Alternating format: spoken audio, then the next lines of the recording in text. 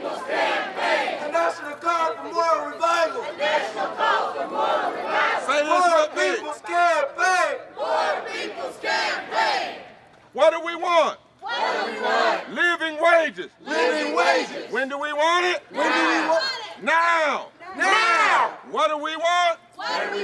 Health care. Health care. When do we want it? When do we want it? Now.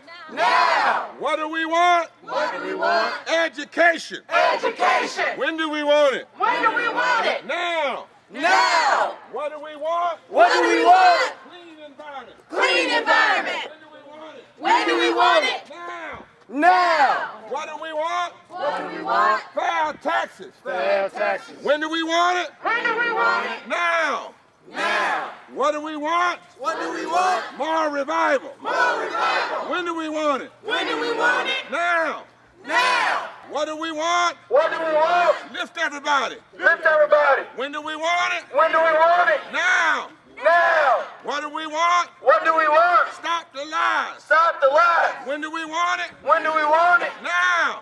Now. What do we want? What do we want? One America. One America. When do we want it? When do we want it? Now. Now. What do we want? What do we want? Liberation. Liberation. When do we want it? When do we want it? Now. Now. Poor people. Poor people. Campaign. Campaign. Right now. Right now. Right now. Right now. Poor people. Poor people. Campaign. Campaign. Right now. Right now. Right now. Right now. We will Not be silent silenced anymore. We will not be silenced anymore.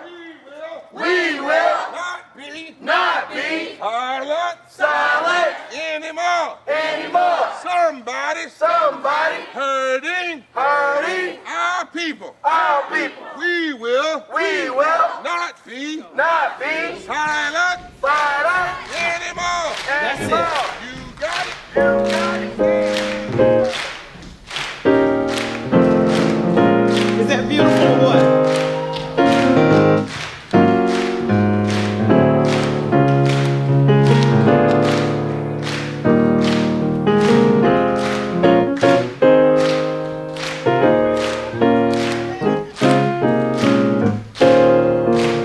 Can we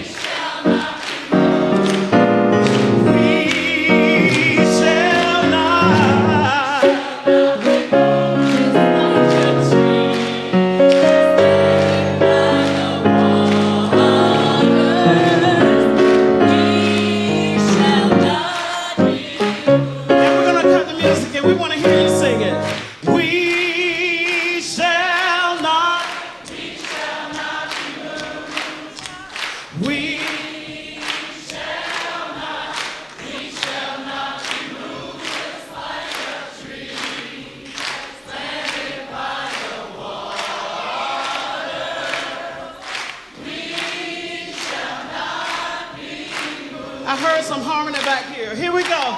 We're fighting for our families. We're fighting for our families.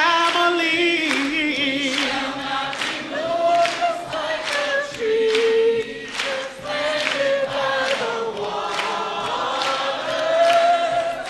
We shall not be moved. Yeah, we shall not. We shall not be moved. We shall not. Just like a tree planted by the water, we shall not be moved. Yeah.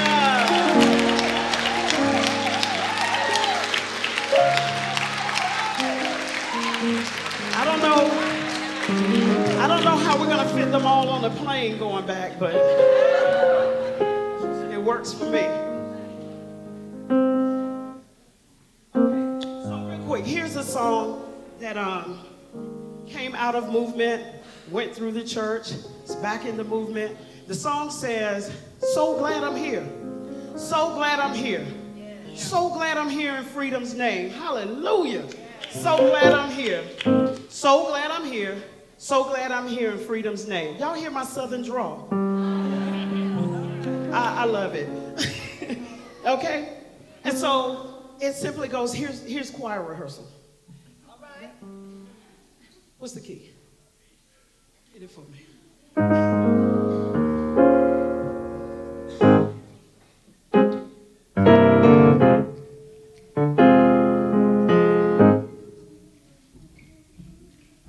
Can we do that? How about just doing this? Let's just pop this one until it's time to clap. Here we go. It goes. So glad I'm here. So glad I'm here.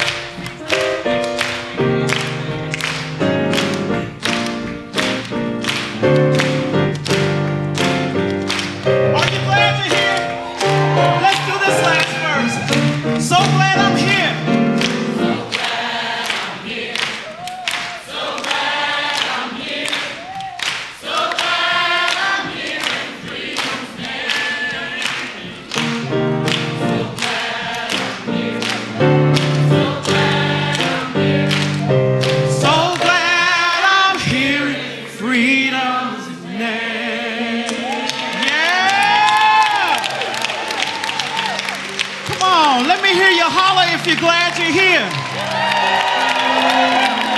If you're glad you're on the right side of history, let me hear you.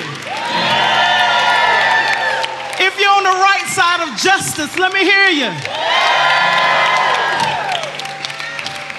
All right. Where's my timekeeper? Where's my timekeeper? How much time do we have? We got all night. We got all night. So we're gonna let Total Praise Choir come up. Now, while they're coming up, let's just do like like the preachers back in the day just said, we're gonna get this piece of song while they're coming up. Just a piece, right? So they're making their way up. No, choir can stay. They're gonna come up. They're still coming. And some of them are already here, right? Total Praise. So while they're coming, we sing a song in the movement that says, everybody's got a right to live. Everybody's got a right to live. Now here's the part that's gonna take some commitment. And before this campaign fails, we'll all go down to jail. And we'll go because everybody's got a right to live. You believe it? Everybody's got a right to live. Everybody's got a right to live. And before this campaign fails, we'll all go down to jail. Because everybody's got a right to live. Everybody's got a right to live. Everybody's got a right to live. Before it's campaign fails, we'll all go down to jail. Everybody's got a right. Everybody's got a right to love. Everybody's got a right to love. Everybody's got a right to love. And before this campaign fails, we'll all go down to jail. Everybody's got a right to. Everybody's got a right to learn. Everybody's got a right to learn. Yeah. Everybody's got a right to learn. Before this campaign fails, we'll all go down to jail. Everybody's Got a right. last time. Everybody's got a right to live. Everybody's got a right to live. Everybody's got a right to live. And before this campaign fails, we'll all go down to jail. Because everybody's got a right to live. Yeah. Now give it up for Total Praise.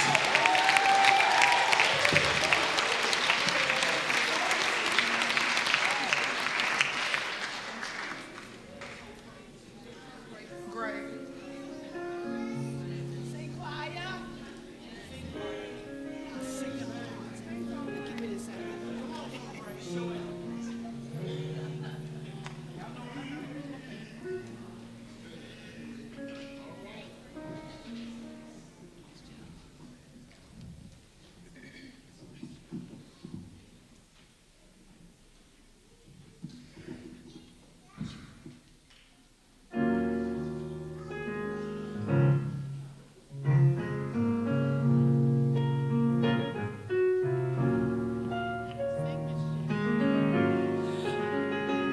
We're going to sing this song called Hold On.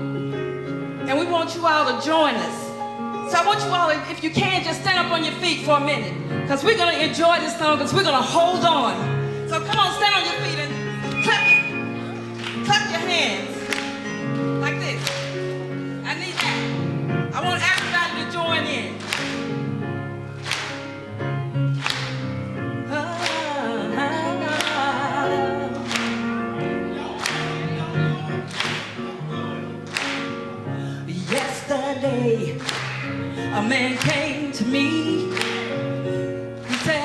can you smile when the world is tumbling down? And I said, here's my secret.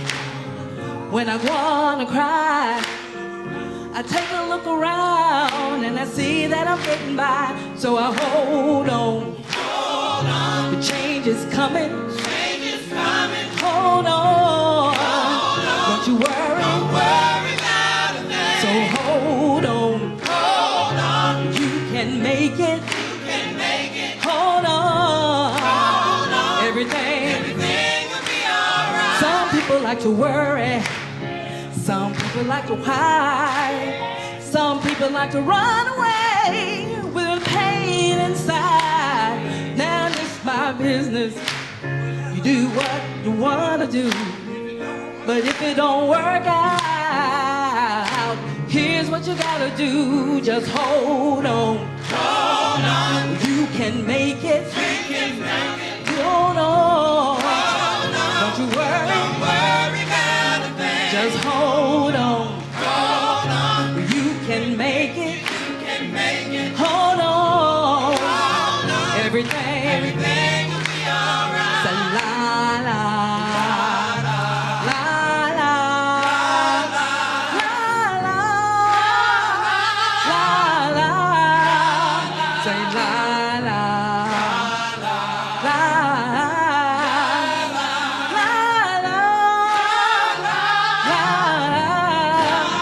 So hold on. Hold on. You can make it.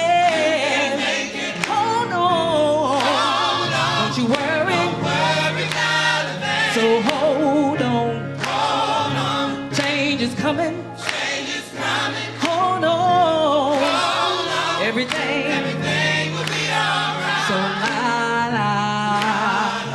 La la. La la. La la.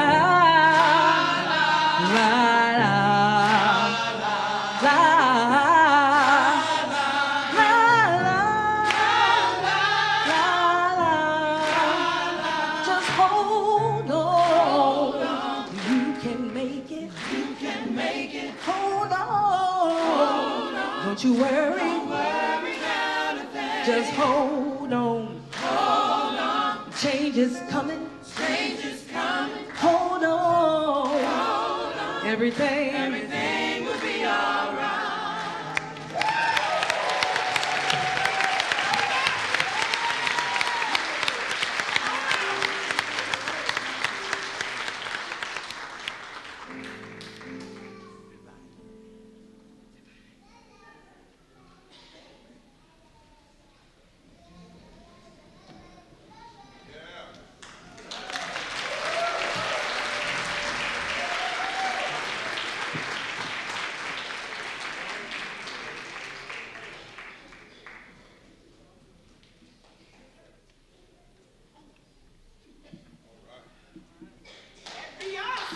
What's up, Georgetown?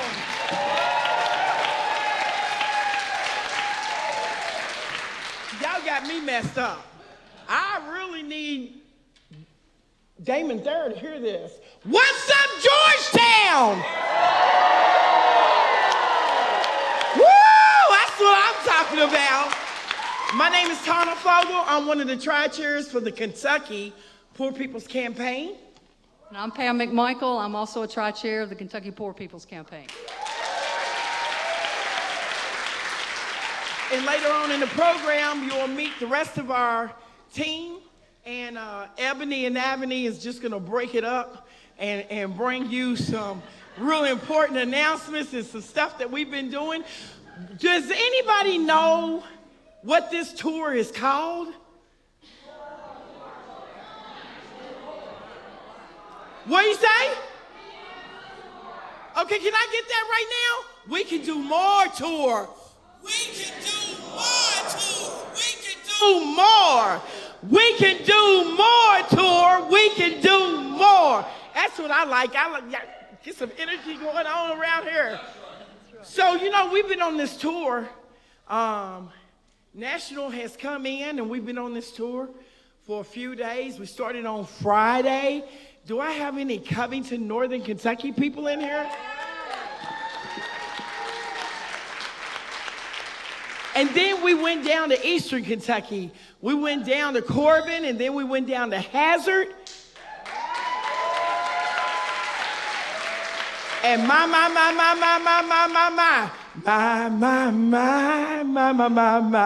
We ended up in Georgetown.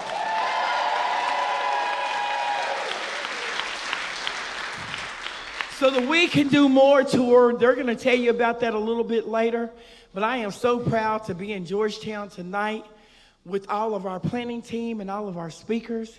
And we have some people. And when we say We Can Do More tour, what I need you all to know is that we do not endorse any candidates. We are a movement.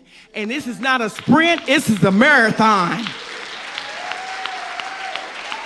However, before the tour even got here, we had a representative that did more. We had 2 representatives that did more. They got us into the Capitol on the last 40 days of nonviolent fusion, more direct action. And one of those representatives is in the House, and that is Representative George Brown.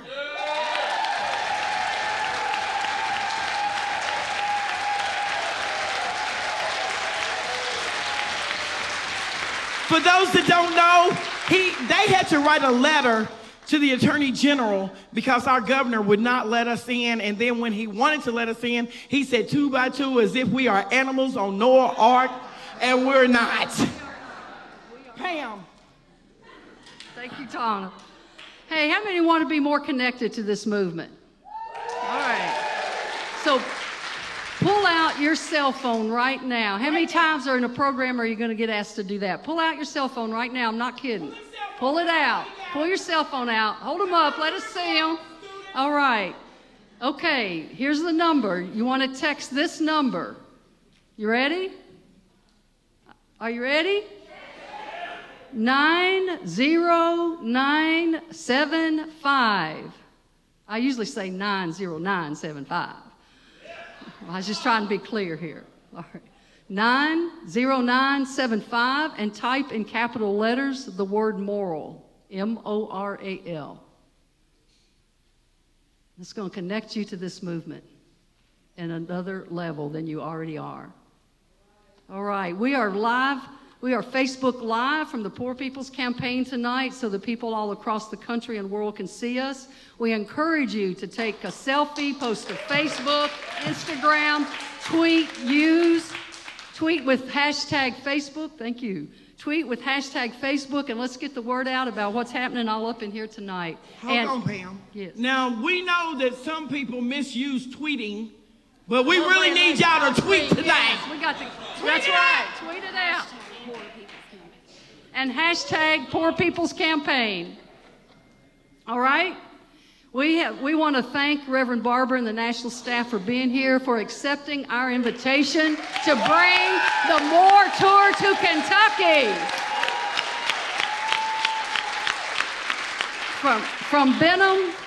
From Benham to Bowling Green, Kentucky, from Corbin to Covington, from Hopkinsville to Hazard, from Eddyville to Frankfort and Louisville and Lexington. We've been all over the state with this campaign, and it's only the beginning as we move toward June 20, 2020. Thank you. Now, I'm going to do this at the end, but I need y'all to get with me right now. Did y'all hear the date that Pam just said? What about this side? Okay, so can we bring that together as we get started? 20, 20, 20, 20, 20, 20, 20, 20, 20, 20, 20, 20, 20, 20, 20, 20, 20, 20, 20, 20, 20. Now, when we end, we'll have some little music going on with that, and I want y'all to get your vocal cords because I need y'all to shout that out. Are y'all ready? Are y'all ready? Are y'all ready? Let's do it! Oh, y'all give a bigger praise than that. Y'all give out some claps. Come on now. We're here for justice.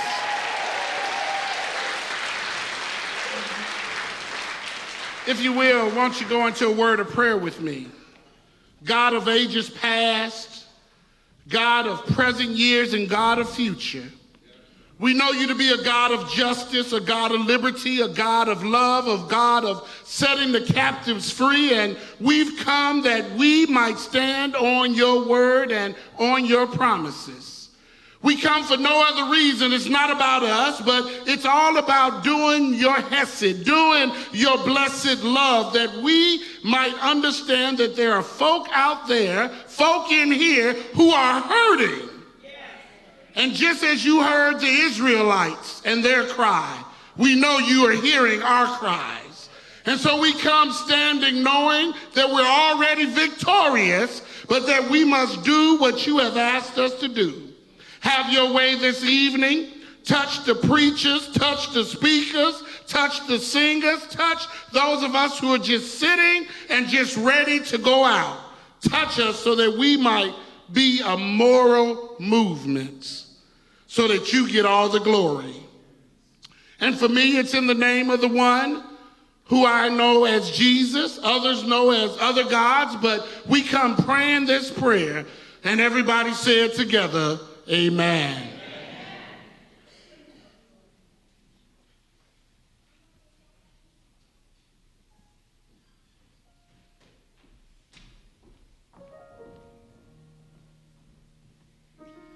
I am Will Jones, president here at Georgetown College, and on behalf of the Georgetown College Tigers,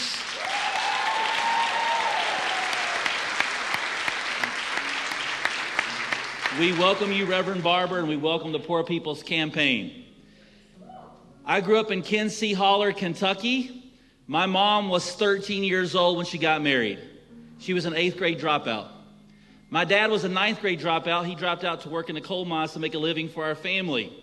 So when you saw me walk up on the stage, you heard I was the president, you probably didn't expect that. But the thing that saved my life, and I mean that because all the men I'm related to are in prison because of drugs and alcohol, or they're dead because of that lifestyle, including my dad, who died of a drug overdose a month before my wife Amy and I got married. Thank God that man and my mom told me from the age of 8 up, you will be a college graduate. They saw that as a way out of poverty. Not just physical poverty, but also emotional and spiritual poverty as well. And I can tell you as president of Georgetown College, we don't just care what students are learning, head knowledge. Yes, we do teach students that folks on the right will say that people are poor because of personal decisions. We teach our students that. We also will teach our students that people on the left say that people are poor because of systems in our society that keep them poor. I think there's probably truth in both of those statements, having grown up poor. But we don't just stop there. That's just head knowledge. We also offer heart knowledge to our students. You remember the Charlottesville, Virginia white supremacist rally a few years ago? Young woman was killed there. Senator Orrin Hatch, a Republican from Utah, said, "My brother did not die fighting Hitler in Germany for Nazi ideas to go unchecked here at home." For Nazi ideas to go unchecked here at home. Here at Georgetown College, we offer heart knowledge to our students as well as head knowledge. So our students are taught the Good Samaritan story. Teacher, how can I get into heaven? How can I gain eternal life? What did Jesus say? What was the moral of the story? Who was the person? Who was the neighbor? The one who showed mercy. Show mercy to poor people, students. Show mercy to other folks who are different than you. In addition to that story, our students learn Matthew 25. Matthew 25. What did Jesus say? If you've done it to the least of these, my brothers and sisters, who have you done it to, Christians? Jesus. We teach our students that. And we also teach them from Acts, what Paul wrote, God has made of one blood all peoples of the earth. God has made of one blood all peoples of the earth. So on behalf of Georgetown College, the college here in the Bluegrass area of the Commonwealth of Kentucky that offers students an education of the mind, an education of the heart, on behalf of Pastor Brian, we welcome you to Georgetown College, where we offer a championship level education of the heart and mind, and we stand with poor people because Jesus stood with poor people. Thank you.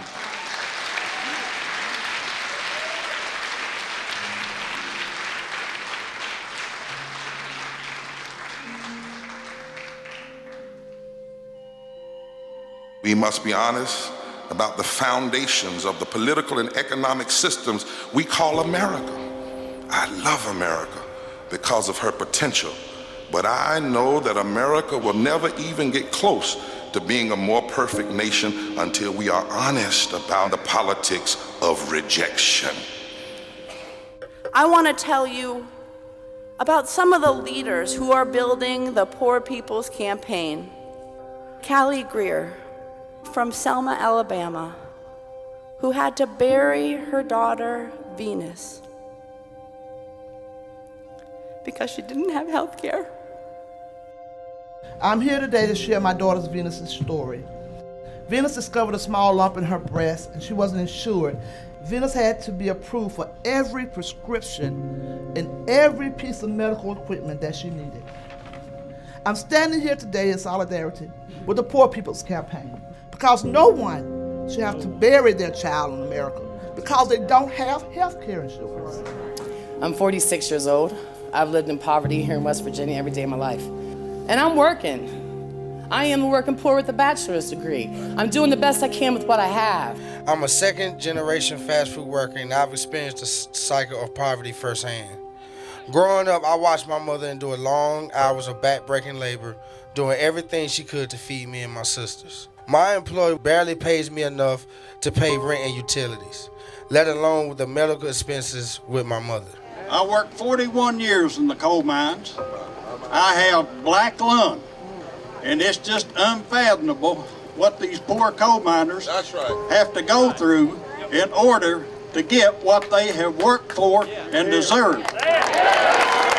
I'm a Vietnam veteran. My only chance of going to college was joining the Army. It was one thing to know that you didn't have water and you couldn't afford your water. It's a whole nother to find out that they shut off your entire community and none of you matter.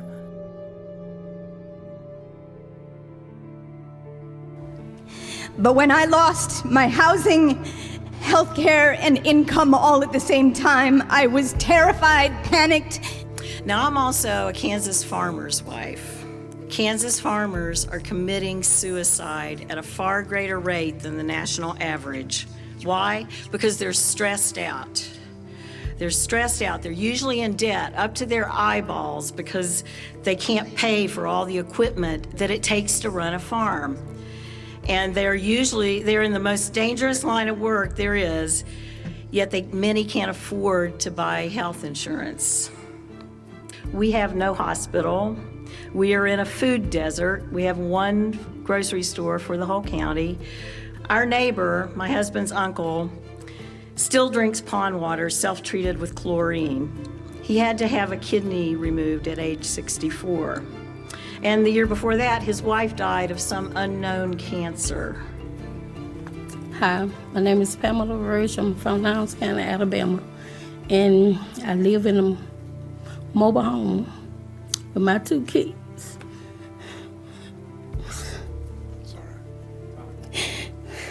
And I got raw sewage. I don't have no money on power. And I have to travel back and forth to Birmingham to take my daughter with the CPAP machine. Don't have a car and don't have no way to take her. This is the largest encampment in Aberdeen. There's about 1,000 people in a town of 16,000 who are homeless. In my community, we were all shut off for the day because none of us could afford our water bills. In the past, my family wasn't able to afford electricity in the winter. It was very hard on all of us. But the indigenous people in the surrounding communities that are being affected, we talk about health care. We talk about worrying about the environment, but yet when they're allowing open pit mines and letting it leak into the land, into the water, the high rate of cancer and the high bills of health is going to continue to raise because of corporations and greeds and politicians that don't want to listen. There's a new chemical company that's producing another carcinogen. In our community, it's amazing the people who just started dying of cancer. And when my wife was diagnosed with cancer, I was amazed at the black women that would ring our doorbell and walk in the door and pull a wig off to show my wife that I have it too. this wall. This is sin of the highest order. I put my life on the line at 17 years old to defend the Constitution of the United States against all enemies, foreign and domestic. And right now what we have domestic enemy right here. When there are 38 million poor children, when 60% of African Americans are poor, when 65% of Latinx are poor, when 40% of Asians are poor, when there are 67 million poor white people, we must say, this is not right. Somebody's hurting our people, and it's gone on far too long, and we won't be silent anymore. Our brothers and sisters are sleeping on the streets. For a country this rich to have so many people poor, it's immoral and it's wrong. Our backs are against the wall, and we got no choice but to push. We lift our voices for justice. We put our bodies on the line for mercy. And together we will proclaim liberty throughout the land for the enslaved, for the poor, and for us all. Followed that breaking news in Albany, where a large group of protesters have moved into the street. Washington Avenue between City Hall and Lark Street closed down. Protesters with the Poor People's Campaign of Indiana. 2 o'clock on the East Coast, 2 o'clock in the middle, 2 o'clock on the West Coast. A wave, and the historians tell us it's never happened before. Our communities, Muslim communities, who have joined the Poor People's Campaign, you can count on us. Our democracy is in trouble. Our democracy is in trouble. And we come to demand. Second warning. Because it's crucial that we make ourselves heard. No one is listening. We write letters, we make calls. No one is listening. So we gotta find a way to make ourselves heard. We are the Poor People's Campaign, a national call for moral revival. And we are here. We are poor. We are clergy. And we're here to say to our nation's capital and to the highest court of this land that everybody has a right to live. Everybody has a right to learn. Everybody has a right to love. Everybody has a right to living wages. Everybody has a right to vote. Everybody has a right to thrive in this society. Everybody say, "I!" I believe that we will win. I believe that we will win. I believe that we will win. Freedom fighter, and he taught us how to fight. The poor and their clergy. We read Article 6 of the Kentucky State Constitution that says we have a right to free assembly. We are demanding that we stop the war on our poor. We demand the right to vote. We're formally incarcerated. You need to cease and desist immediately or you'll be arrested. There will be a movement that will break through the con and bring people together to save the heart and the soul of this democracy and this world.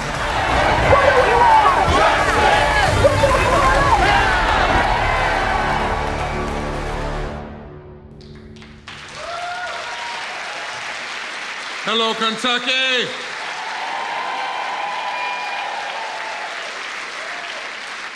And so you can see that people all over the country are mobilizing. I want to share with you that after we finished the first 6 weeks of organizing from Mother's Day to the summer solstice in 2018, we had over 38 million reshares of this, that people have been being inspired in other countries. We now have 43 coordinating committees across the country. We had a Congress that brought together over 1,200 people from all 50 states, plus religious leaders, moral advocates. Our forum on poverty was the largest of presidential forums to this date. We had more candidates at its time, had more than any other place. We've written now a poverty justice budget to tell the truth that we do not have a scarcity of money, we have a scarcity of moral courage.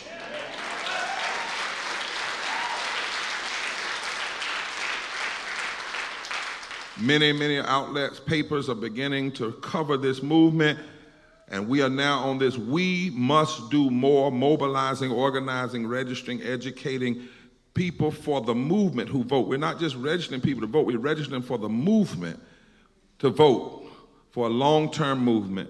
And we are making our way to the Mass Poor People's Assembly Moral March on Washington, June 20, 2020, to shape the foundations of this nation, and not just a march, but a Poor People's Assembly. And we have promised you that on that day, it will not be people speaking on behalf of impacted people. It will be impacted leaders speaking on their own behalf and challenging this nation with their stories and their solutions. We are going to break the heart of this nation so that this nation will repent and turn in a new way. And we do it because we love justice, and we love love, and we love mercy. I want tonight to bring greetings on behalf of the Reverend Dr. Liz Theo Harris, the co-chair, and Roz Pellis, our senior advisor. They're not here tonight because they had to fly back for a court date in federal court in Washington, D.C., because during the 6 weeks, they were arrested for praying on the steps of the Supreme Court.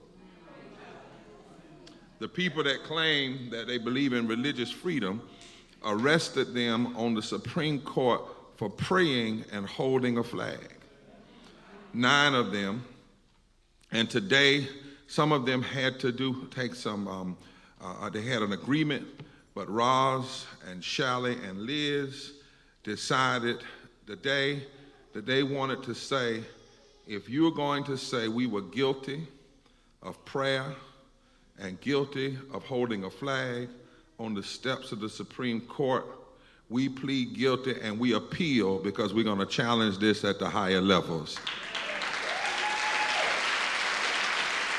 And they have a right to do that in the federal courts, because we've got to decide if we truly believe in religious freedom or if they're just people using the phraseology, but they only mean their kind of particular religiosity. I'm glad that all of you are here, Pam and the chairs and all. We love you, the president. And I'm glad that the president mentioned his own upbringing and poverty, because we are not a left campaign or a right campaign. We don't even use that language. We believe in some things are just wrong and some things are right.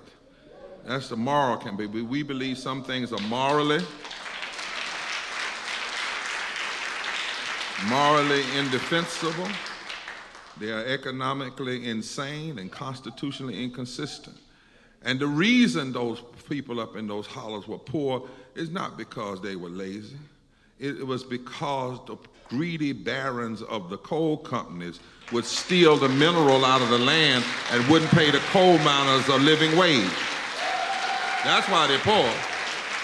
How do I know that? Because my granddaddy was also a coal miner in West Virginia and in the hills of West Virginia. And why do we say that, lastly? Because that's what Jesus said. There's not one scripture in the Bible where Jesus ever blamed poor folk for being poor. Now, some of us know the book. Some folk play with the book. But some of us read it, every bit of it.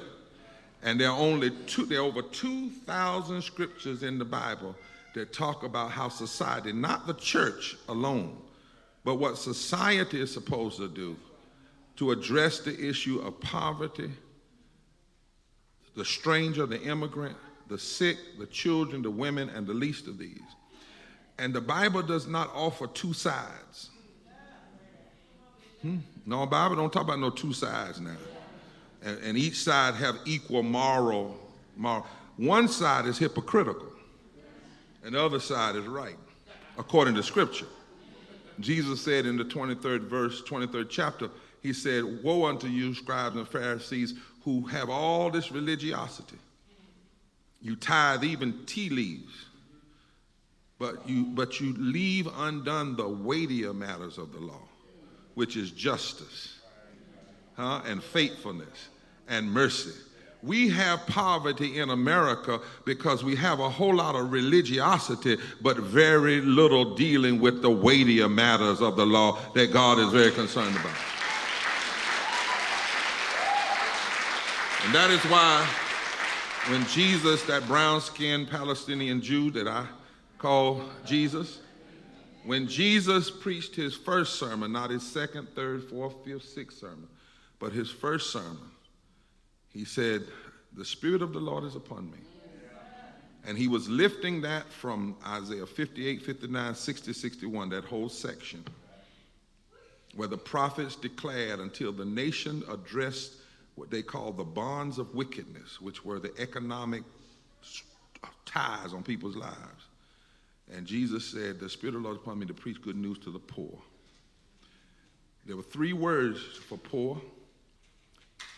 One of them Jesus never used.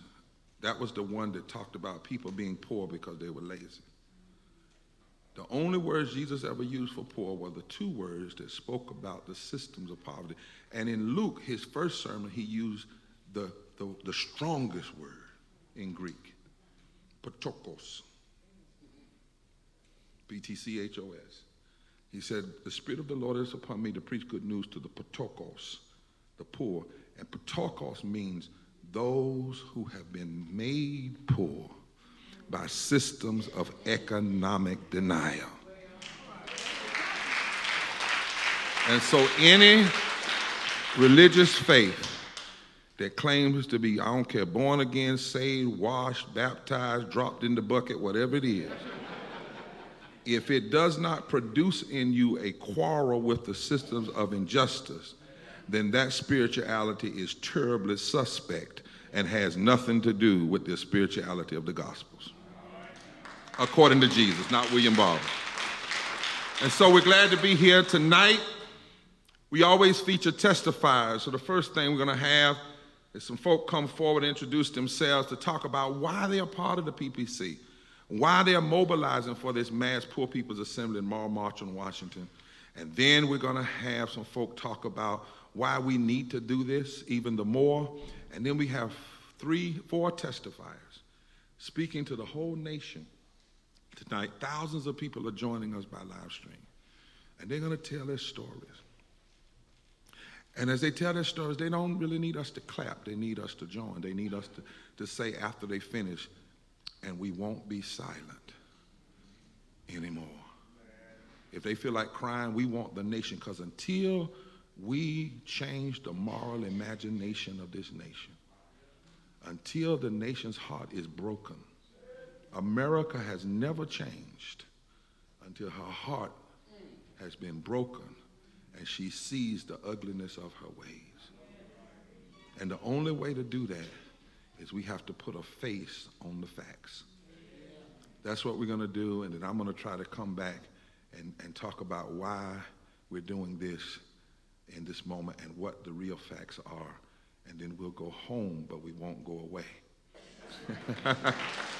Thank you so much for allowing us to be here tonight.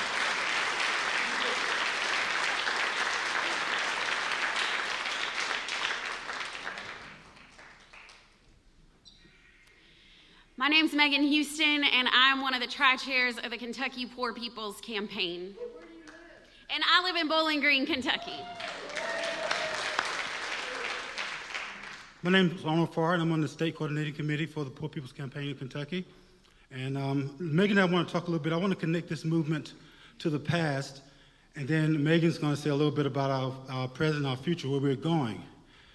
So it bothers me every year in January when we celebrate the birthday of Martin Luther King Jr., and we get this version of King that Cornel West has called a whitewashed, manicured, sanitized, deodorized King for popular consumption.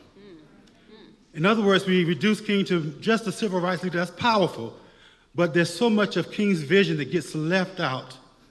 And we sort of refuse to have conversations about the 3 evils that King talked about in American society. They're racism, poverty, and militarism. And the Poor People's Campaign, a call for moral revival, has added ecological devastation. Over 50 years ago, in the late 60s, before he was assassinated, King was attempting to organize a poor people's campaign to bring attention to the gross level of poverty in the richest country in the world. King thought that poverty was so bad that over 50 years ago we needed a poor people's campaign. But guess what? It's worse today. King was traveling the country in the late 60s, having conversations with poor working class black people, white people, Mexicans, and Native Americans. And he was bringing them together for a march on Washington just like the one that took place in 1963. And many of us believe that that's why he was assassinated, because they were afraid that across the nation there would be more and more rooms of people coming together in solidarity that look like this room right now.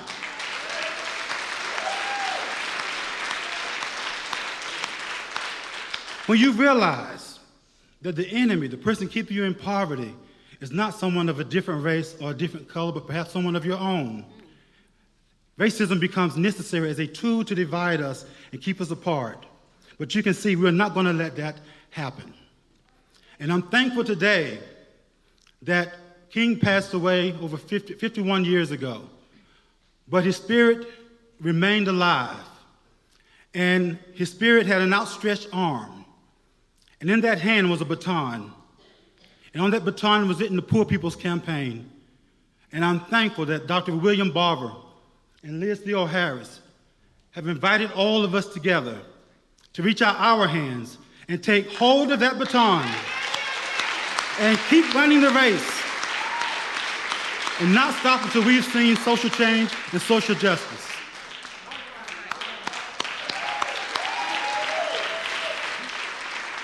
June 20th, 2020. Put it in your calendars, put it in your phones. Now, you might think that Arnold Farr is just a smart professor who knows how to talk about history, but let me tell you, I've heard Arnold Farr talk about history on the marble floors of our state capitol that we occupied all night long. And so I'm here to tell you today that we are mobilizing towards Washington, D.C. in June 20th, 2020, but not just for a march or for a moment, but for a movement that will change this country. And Kentucky, we need you. Because when Kentucky changes, this country will change. Are you with us? Are you with us? Are you with us? Thank you.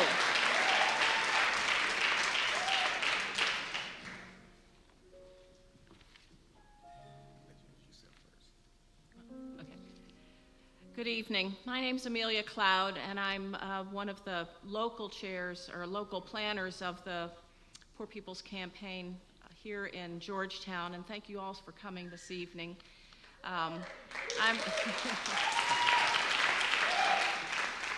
I'm a member of Kentuckians for the Commonwealth and Georgetown Fairness that just passed a local fairness ordinance.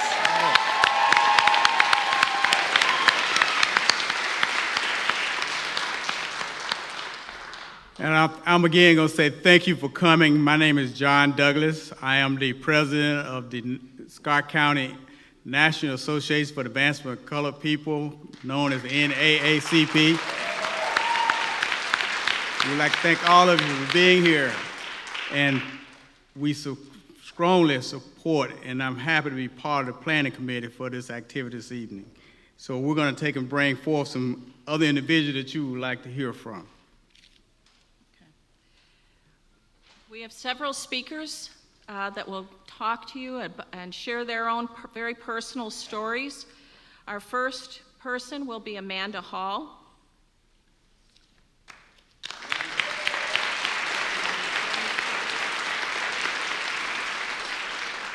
Hello, my name is Amanda Hall. I live in Louisville, but I'm from Martin County.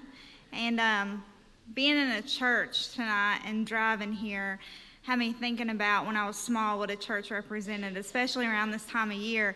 I remember the church was who would give me Christmas presents quite often because I grew up poor and in low-income housing apartments and then in trailers wherever we could fit.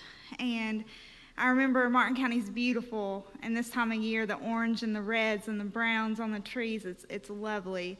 And but our hills started going away, and then all of a sudden, I remember in high school, I went outside and our creeks were black and all the fish was dead. And after that, we didn't have clean drinking water. And around that time, the mines started shutting down, but the opioids started moving in, and every medicine cabinet had them. And before I knew, I was in a car wreck and I had them too, and my straight A's went to F's and I ended up in prison. And I would walk around because I didn't have anybody to send me a lot of money, and I never got a visitor because it was far away and my family couldn't afford it. They shipped me across the state. And I would have holes in my state socks and I would feel the concrete and I would think, this is what you deserve, because that's what I'd been told. That's what we tell people that are poor and people that make mistakes and people that have mental health conditions and substance use disorder. And that's not what I deserved. And I'm sick of everyone telling us that.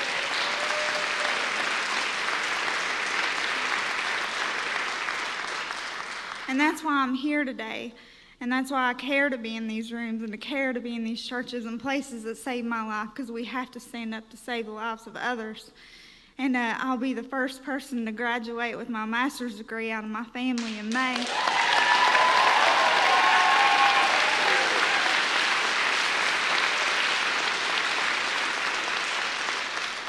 That's why the Poor People's Campaign means so much to me. And thank y'all for having me here today.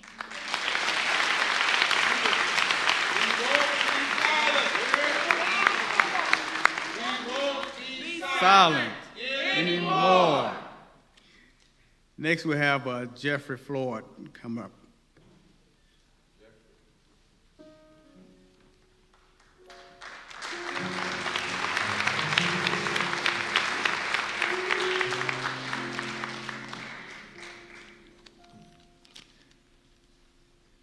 Yes, my name is Jeffrey Floyd. I'm retired from the Army Medical, and I'm a veteran service connected.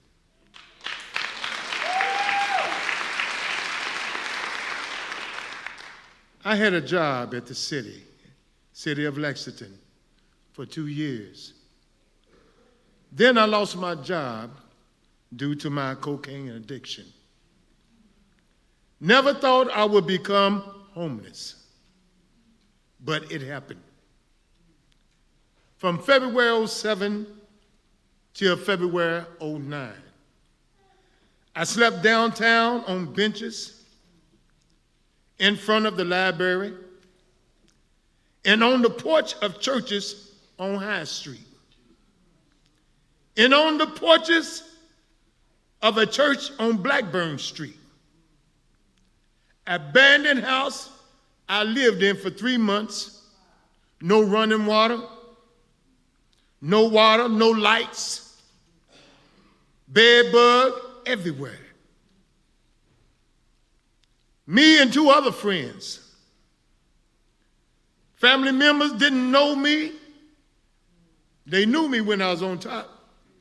But when you're down, they don't know you. Laughed at me while I was in my calamities. While I was in my troubles. I even slept behind my own church where I'm going at now, the House of God on Georgetown Street. But one day, I was in a crack house. While everybody was gone, I cried out to Yahweh and asked him to forgive me of my wrongs. Please help me and give me another chance. Tears falling down my face. I felt something come over me. I felt his presence on me.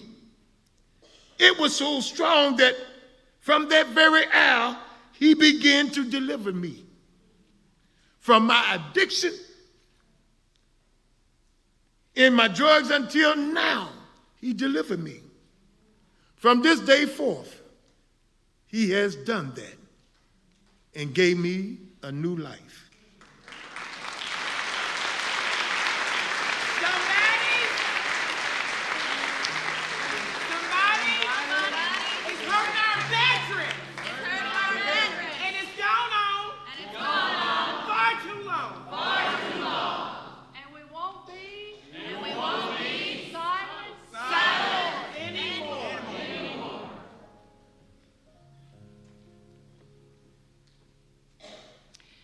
next speaker this evening is Coleman Eldridge. Some of you might know him. He lives here in Georgetown, and he was gracious enough to accept the invitation to join us this evening.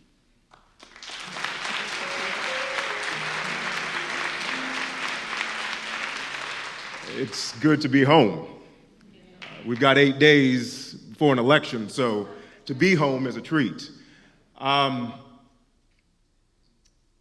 You know, in thinking about what to say tonight, I got a call this morning that kind of changed everything. Because I could get up here and I could talk about worrying about where my next meal was going to come from. I grew up that way. So did many of us. I can talk about the fact that the only suicidal thought I've ever had in my life was the night my mother thought I was asleep. But I heard her crying to God saying, I can't do this anymore. And I thought, well, if I could take one thing off her plate, and the only thing that stopped me was the fact that 15 years before, she buried my father, who had taken his own life.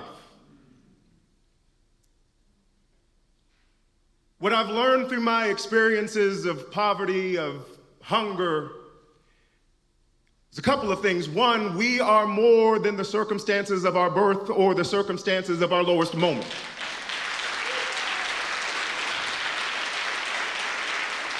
And that I was fortunate enough to live in a community not too far from here in Cynthiana that did not judge our family for what we did not have, but invested in our family for what we could be. Reverend Barber, as you know, some people used to call that community. But we have some politicians today who call it socialism and communism and liberalism and all of these other things. It just used to be community.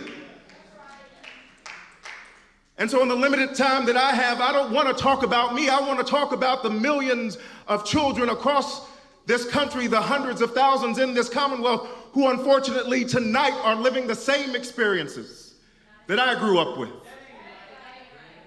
And it's not an indictment of their mamas or their daddies or their grandparents. It's not an indictment of them. It is an indictment of this Commonwealth. It is an indictment of our country.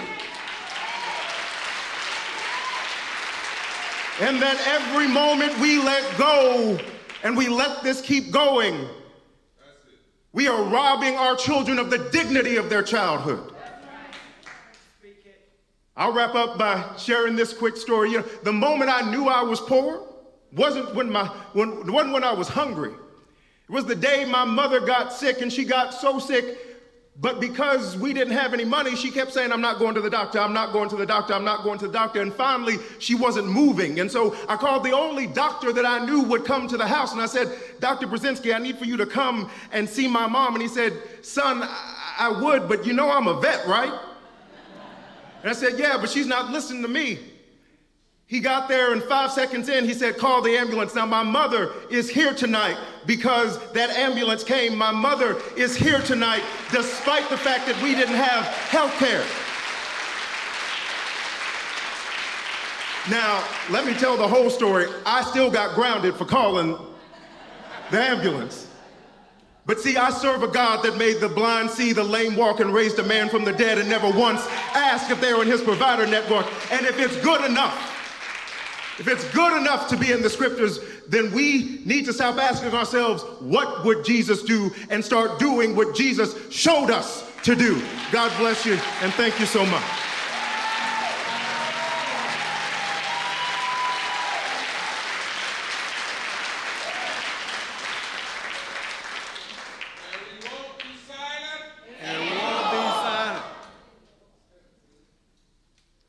Next coming up will be Mr. Danny Woolham. Please come up.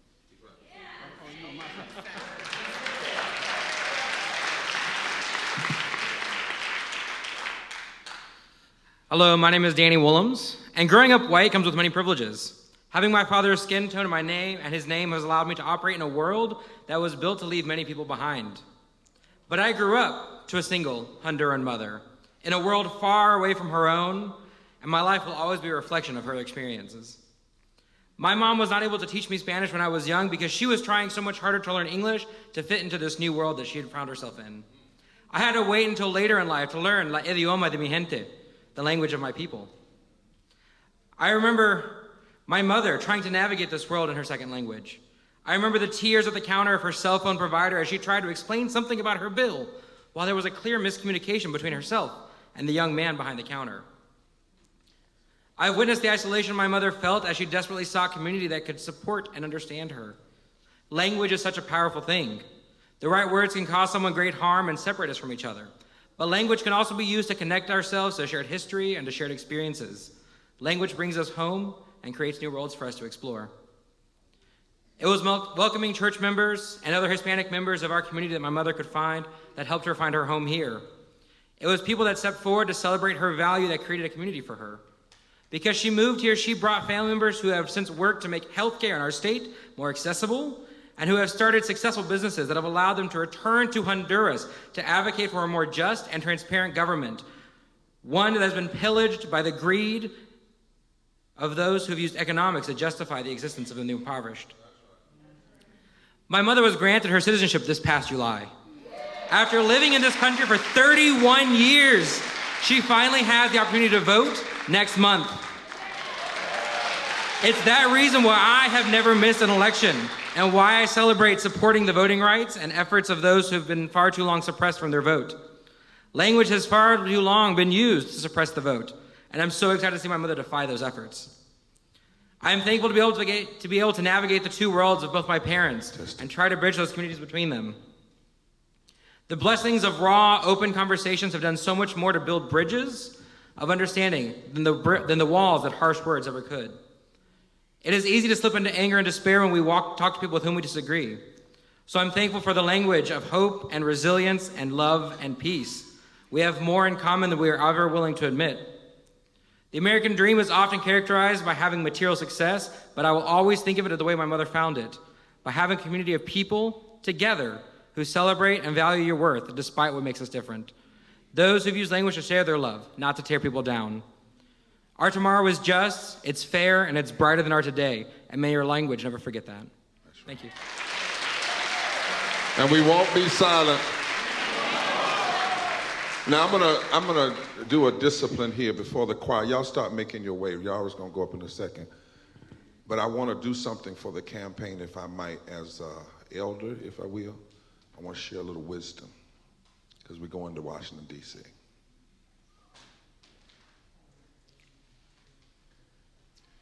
If we go to D.C.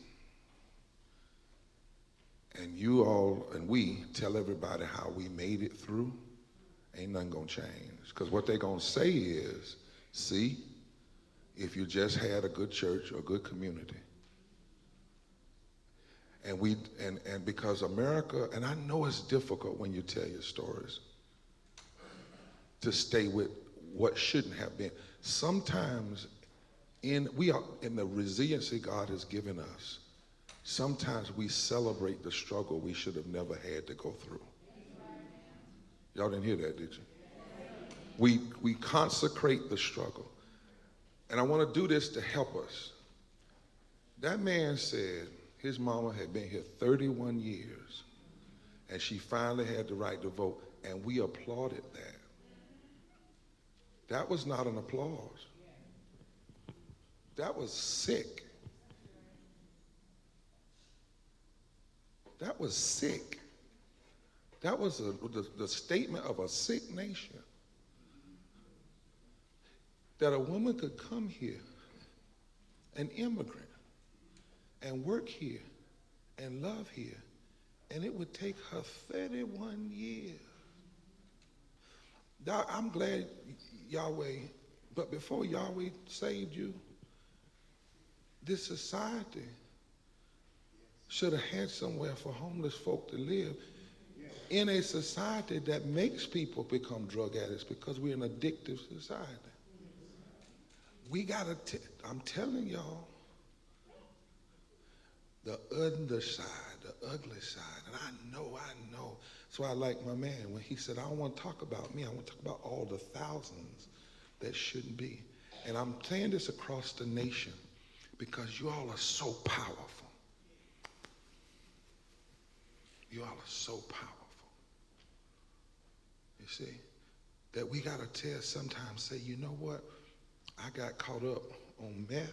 Was it meth? What'd you call it? Was it opioids? But they shouldn't have never been there to start with. And do you know the ugly side of the opioid story? This is the ugliness of it. They wouldn't give those painkillers to black folk. Because the story is that somebody wrote about it, is they didn't give us the more expensive pain-killing medicine, and they overprescribed it to white people.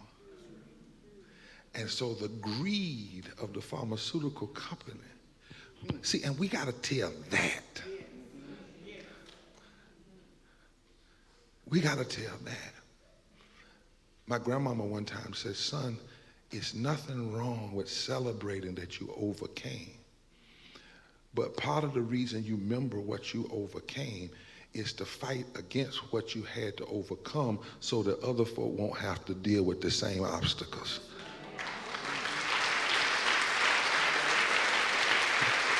This is just a little wisdom. Now I'm going to confess something in here. I used to hustle pool.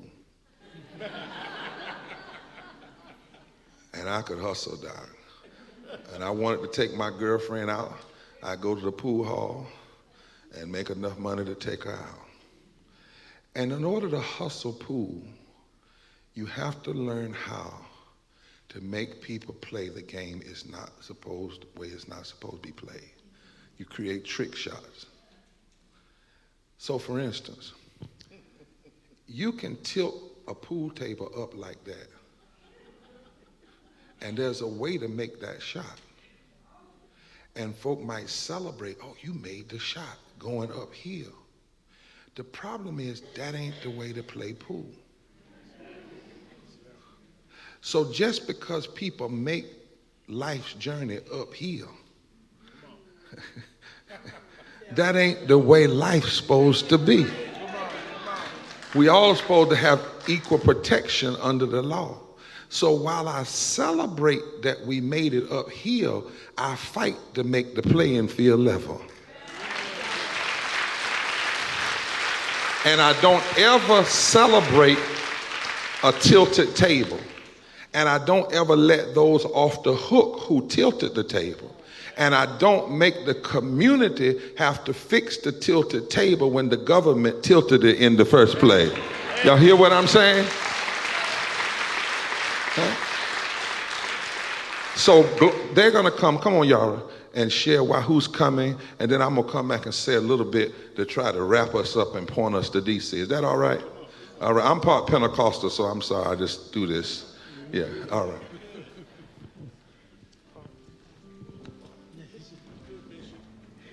So just to underscore what Bishop Barbara said, Total Praise is coming back to sing glory. And when you hear them say, one day when the glory comes, it will be ours. Glory hadn't come yet. And it's not going to come until this nation understands that it can feed its hungry and it feeds the hungry. That it can house the homeless and it houses the homeless. That it can take care of the sick and it takes care of the sick. And until then, we're going to keep our eyes on the prize. And know that one day this nation will have to honor the poor, the sick, the homeless. And we keep our eyes on the prize, hoping that one day this nation will judge us, not by the color of our skin, but by the content of our character. Total praise.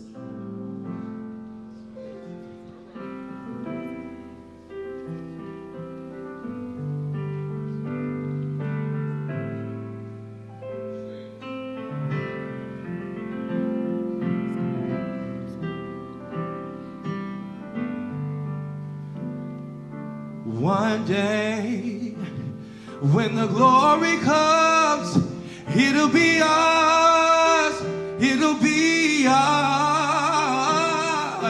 One day,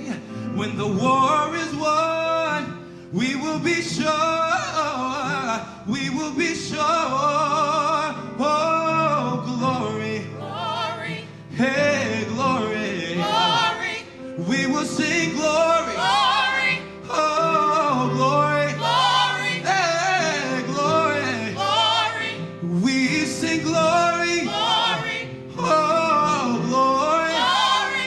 Yeah, Check, check. Glory. Glory. Listen, sold his whip for some bread, now he catch the bus to work. Last year's lease lapsed, he moved in with his old earth. She was sick, had cancer. He was a single father, helped his daughter with her homework, but never gave her the answers. Follower Christ, the youth was his life. Last week he took some boys to go see Black Panther.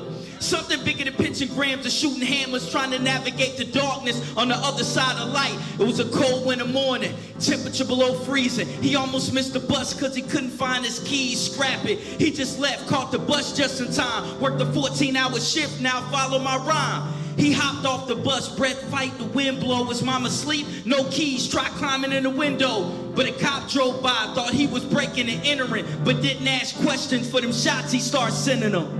One day, when the glory comes, it'll be ours, it'll be ours. Oh, one day, when the war is won, we will be sure, we will be sure, we will sing glory, we will sing glory, we will sing glory. Hallelujah, glory. Glory. Whoa, glory. Glory. We sing glory. Glory. Hey, glory. Glory. Hey, glory. Glory. And now the war isn't won. The victory isn't won. But we will fight till we're done. And we will say glory. We will say glory. We will say glory. We will say glory. From our hearts we say glory. Glory. We will say glory. Glory. When our hearts will say glory. Glory. We will say glory. Glory. In our hearts we say glory. Glory. Glory. Glory. We will sing glory. Glory. Oh, glory. Glory. God shattered the mold when he created me. Execution on canvas made a great MC. But for years underrated is where they rated me. Now I'm focused on seeds, a host to provoke leaders through motivational speaking. Touch thousands, isn't it ironic? Got more fans when God took away the beat. Never went platinum and did numbers through streaming. Words inspired passion, got all of the youth dreaming. College I didn't finish it, cop broccoli distributed. It prepared me a product of my experience. I got 4 daughters, I find myself just staring. All equally beautiful, I would never compare them. And though I lost a child, not through murder and miscarriage, lost a boy through divorce that I gained in my first marriage. See him every other week, but it's not the same. Closest thing to a son, every day I feel the pain. Glory. When the glory comes, we will be ours, it'll be ours. One day, when this war is won, we will be sure, and we will cry glory, we will cry glory, oh glory, oh glory, the victory is ours, glory, no weapon formed against us shall prosper, because we are screaming glory, yeah. We are screaming glory. Glory. Whoa, glory. Glory. Whoa, glory. Glory. Hey, glory. Glory. Whoa, glory. Glory. Said we will see glory. Glory. Whoa, glory. Glory. Oh, glory. Glory. Hey, glory. Glory.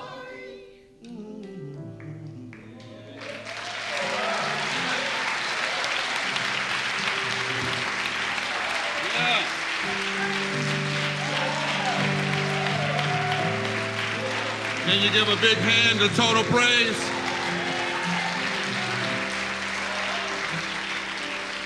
Give a big hand to Total Praise. Come on. Come on. Celebrate these young folks.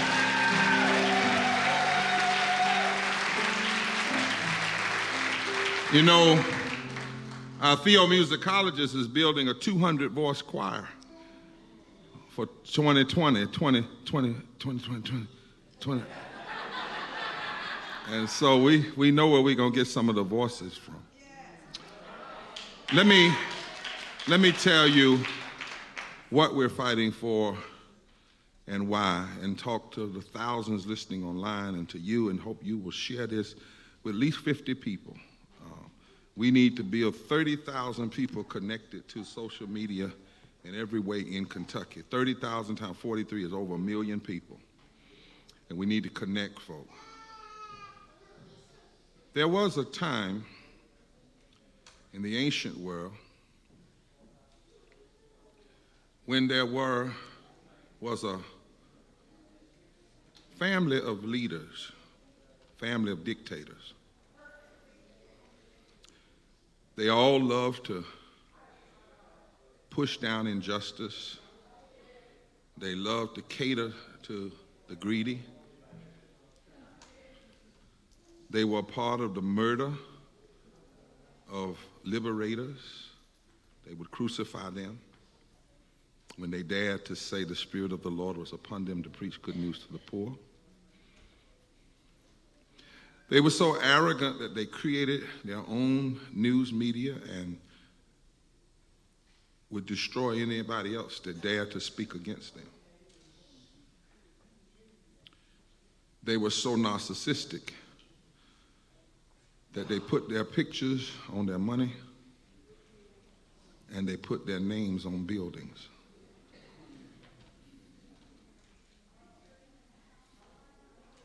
Almost every day of the week, they would come out on the porch of the great Roman structures, and they would tell people what they wanted them to think that day, that week, that month. They targeted their enemies. They were known for being nasty. They controlled the Senate.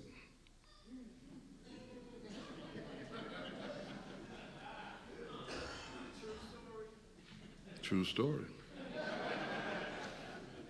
First century AD. And this particular group, because they would go from generation to generation, they always made sure they had one senator to keep the rest of them in line, to make sure that things that they did not want to happen. No, not actually. I'm in the first century, stay with me. They built up, loved to brag about the military. They loved to describe how they destroyed their enemies. They called the working and the poor people the humididors, which represented 99% of the people. They called the 1% the honored ones. And they claimed that all that mattered was money. In the first century, leaders like that were called Caesars. And they made things bad in the nation. So bad that a few years after the Caesar structure, because it wasn't ever just one person, one man, it was a whole structure, a whole system. They made the thing so bad after they crucified a leader in public in front of everybody to hope that they could shut down the movement, because that leader was bringing people together. I'm good. That leader was bringing people together, the poor, the burdened, the bruised, and all the unaccepted folks, so they killed him. The Caesars did that. Their system did that. And by the time, about 20, maybe 30 years after that, a little bit longer, they were now persecuting all the folk that were the descendants of the movement, and had gotten bad in the nation. So bad that some folk wanted to just quit and give up, because it looked like they controlled the airwaves, they controlled the army, they controlled the political systems, they controlled the money. And a new Caesar had, see you caused that. A new Caesar had risen to the throne, and he was extra special. He was extra. He was extra. And the people were thinking about turning around, and the Apostle Paul heard about their considering retreat. And the Apostle Paul said, wait a minute, first thing I need to tell you, he said, there's a great cloud of witnesses around you, Pam, and they're cheering you, and they're saying, and some of them were cut into sunder, some of them were destroyed, some of them, but they refused to serve evil for even a season. First of all, remember who you come from. And then he said, remember who you are. He said, now I know it's tough, but we, Hebrews 10, verse 39, we are not of those who shrink back unto destruction, but we are those who persevere unto the salvation of the soul. Faith is the substance of things hoped for and the evidence of things not seen. I raised this text tonight in this context from Hebrews because knowing who you are is more important many times than knowing who your enemy is. Knowing what your calling is, knowing what's non-negotiable,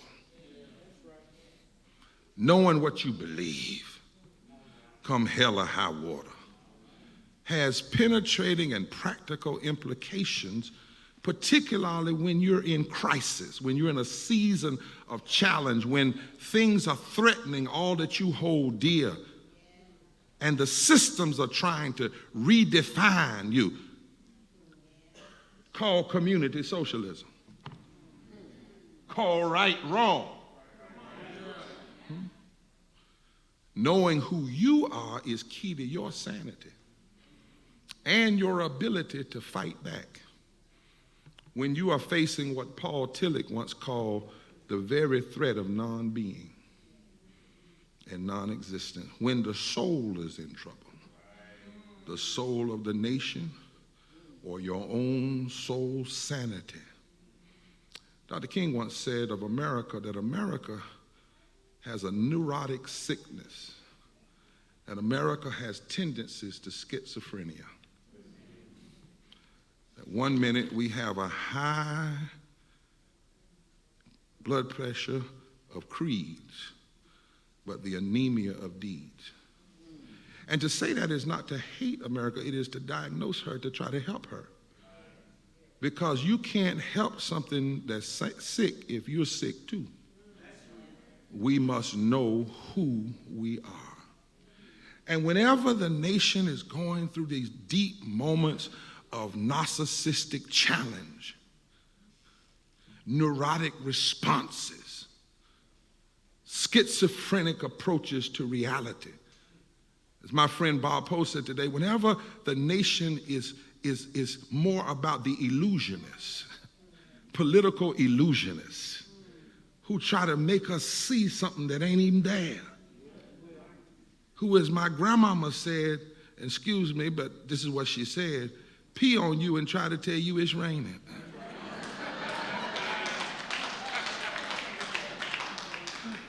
Whenever that is the reality, there must be a group of people, we are not of those, who refuse to shrink back, who come together around their deepest moral values, who loose themselves, who open themselves to have the moral and spiritual capacity to turn the nation's conscience and character toward the ways of love, truth, and justice, rather than violence, lies, and hatred. That's what the Poor People's Campaign, a national call for a moral revival, is philosophically and theologically. We are not of those who shrink back. We are not the shrinking back crowd. We are the rising up crowd. We are the crowd that recognizes in every age, somebody has to demand more from this nation.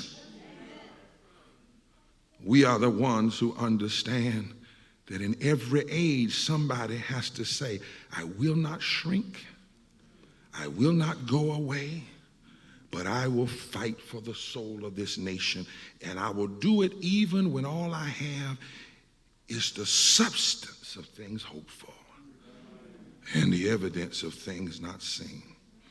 That's why this campaign is going to 25 states. The places that some folks say, the consultants say, you don't need to go there. There's no need to go up in the hollers of Kentucky because they're going to do something a certain way. People who've been stereotyped, people who've been down. No, we're saying we must do more. We know what the adversaries are doing. But the question is, who are we? We must mobilize more people and their allies. We must organize moral fusion coalitions that bring all people together, regardless of their race, their color, their creed. We must register people for the movement who vote. We must educate our neighbors and politicize. This movement is nonpartisan, but it's very political. It's very focused on public policy. The Poor People's Campaign, we believe what the scriptures say, that whenever Caesar or Caesar-like systems are at work, somebody must understand who they are. We are not of those who shrink back unto destruction. That's why we're here, because we can't shrink back from dealing with systemic poverty. We can't shrink back from dealing with systemic racism. We can't shrink back from dealing with ecological devastation, because the last time I checked, the only place we can live is here. If we tear this up, we can't shrink back from the ravages of a war economy. We can't shrink back from the distorted moral narrative of Christian nationalism that tries to robe itself in the clothes of evangelicalism. I'm an evangelical. I'm a conservative. I'm a liberal. I'm a Pentecostal. I'm a Congregationalist. I got a little Episcopal in me. In other words, I know Jesus.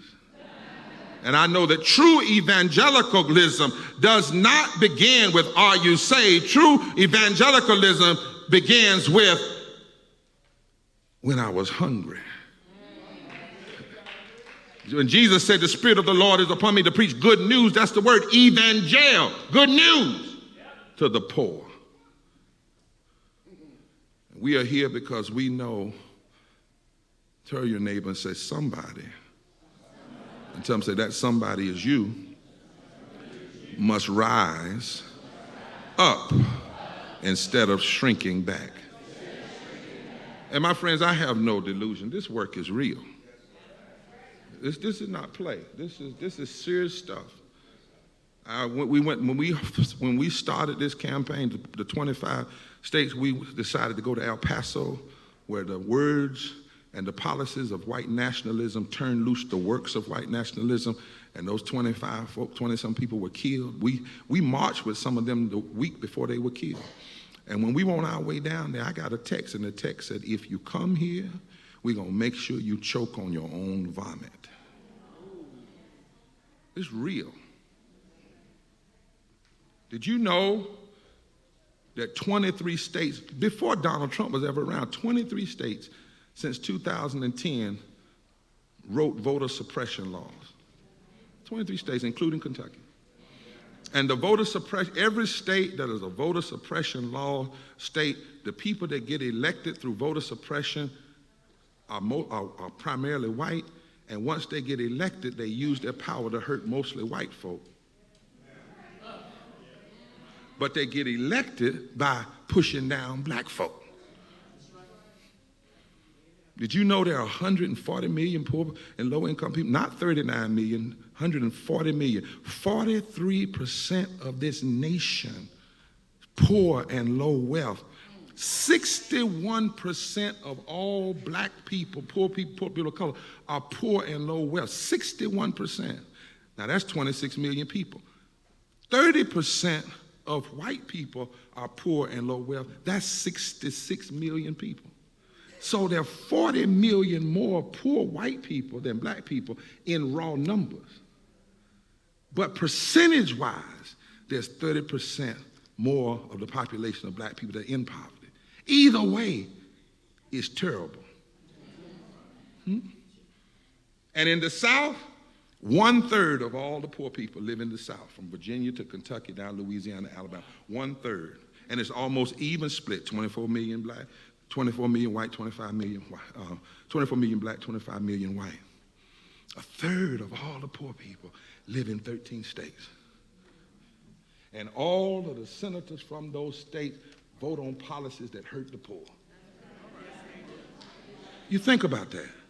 And Dr. King told us in '65 that every time poor blacks and whites have the opportunity to build a political base that could change the South, the power system, the aristocracy sows division to keep that reality from happening. This is real. This work is real. Did you know 600 people die every day from poverty, according to Columbia University? And by the way, to the students, this is not just somebody running off stuff. We have a empirically footnoted book called The Souls of Poor Folk, because the worst thing you can do, students, is be loud and wrong. Right? Listen. This is how real this is. 600 people die every day from poverty, 250,000 people a year.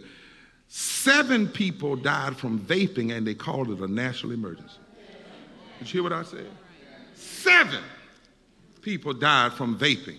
1 person can be shot by a racist cop and we get in the streets, and we should. But shouldn't we be even more bothered that 600 people go to their graves every day, not because God called them home, but because of the ravages of systemic poverty? There's not a person in this state that can work a minimum wage job and afford a 2-bedroom apartment. There's not a county in the country, not one, where you can work every day of your life on a minimum wage and afford an apartment. And the highest number of homeless children are LGBTQ children. And yet you still have politicians in this state that run on a platform of being against gay people.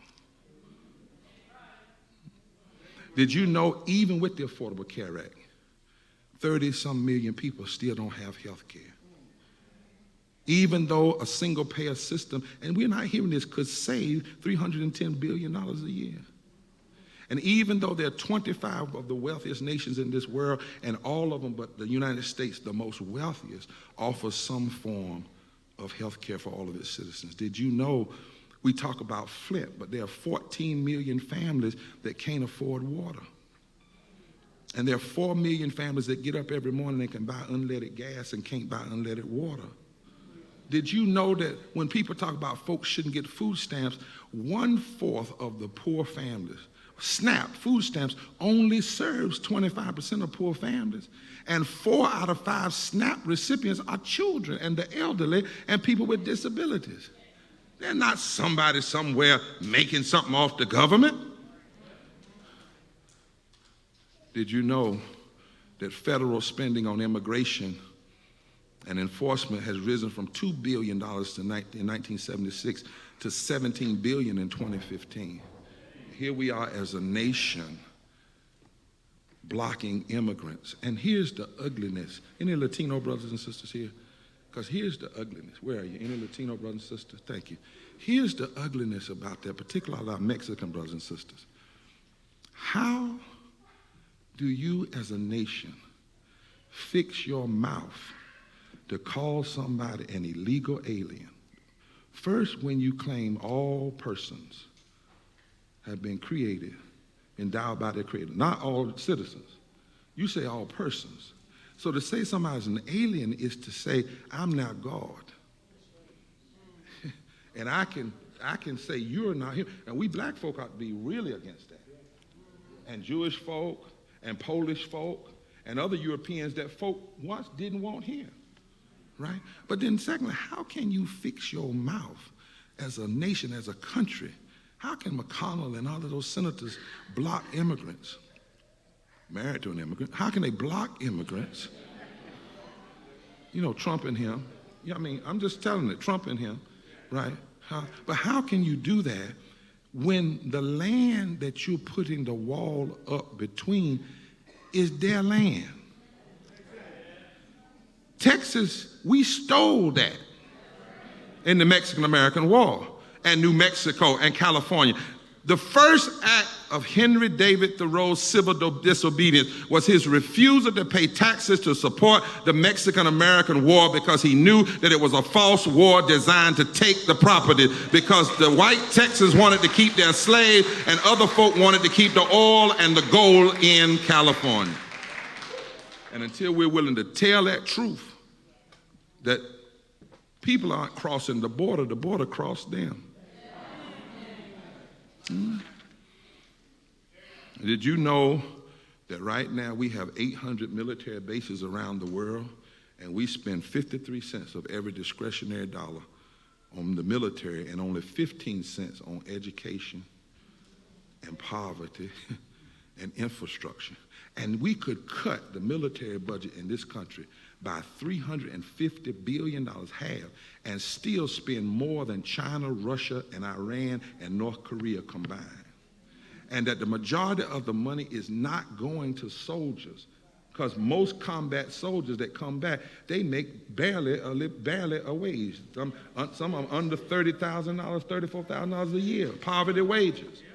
The money is going to the CEOs of the defense companies who make money off of killing and design weapon systems that the Pentagon doesn't even want.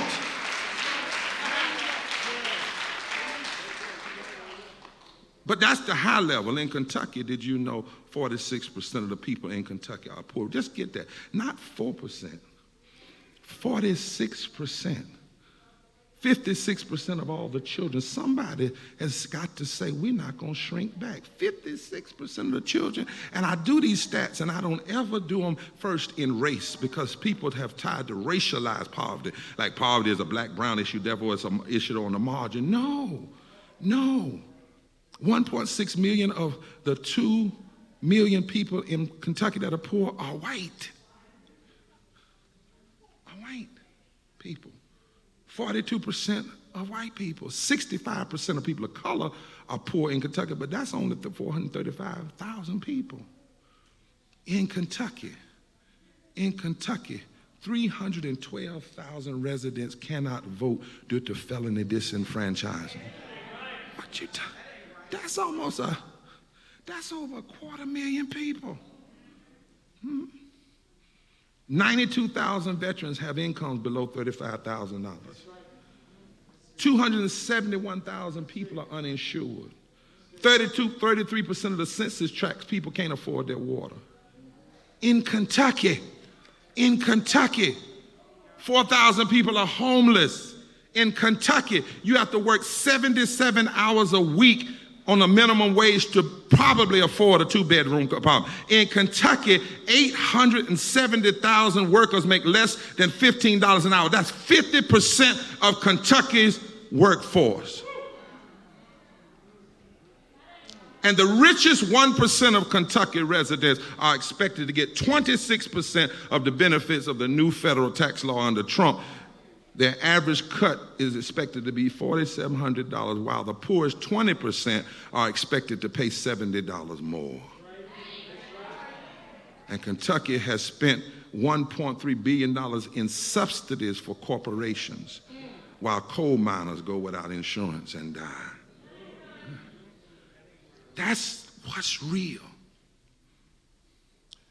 And you got a senator here in McConnell, the Senate leader, who would rather use his power to support corporations, to stack the courts, and to block voting rights and block living wages than to address poverty and health care, and then has the nerve to say that he believes in a moral agenda.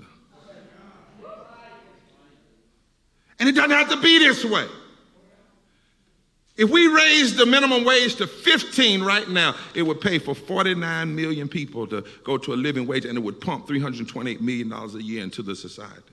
If we repeal the Trump tax cuts and establish fair taxes on the wealthy and corporations and Wall Street, we could generate $886 billion a year. And it is a shame and a disgrace that when we talk about the poor, the poor need to be more moral. They need to learn how to do right and live right and follow certain things. But when it comes to wealthy corporations, we say they are too big to fail, and we bail them out with free, no interest money. They're too big to fail, but communities are not too precious to fail. Something wrong with that.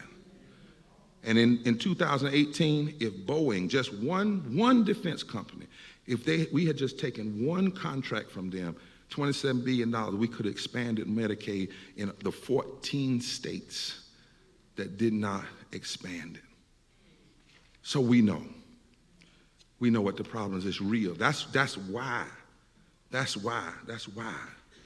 we got to do what we're doing. And in the face of this, my friends, we got to say, okay, we've mourned now. We've hurt. We've cried. It's crazy.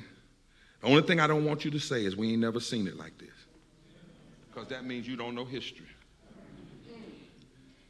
I'm glad we went to Corbin the other day to remind us that 100 years ago, the same thing that's happening today was happening in 1919. You had racism in the White House and a president called Woodrow Wilson, who glorified birth of the nation and the role of the Klan. You had wealthy people attacking the poor, trying to block any kind of assistance to the poor and working people, and they drove the country into the Great Depression. You had black men being shot and killed because they were coming back from war with pride.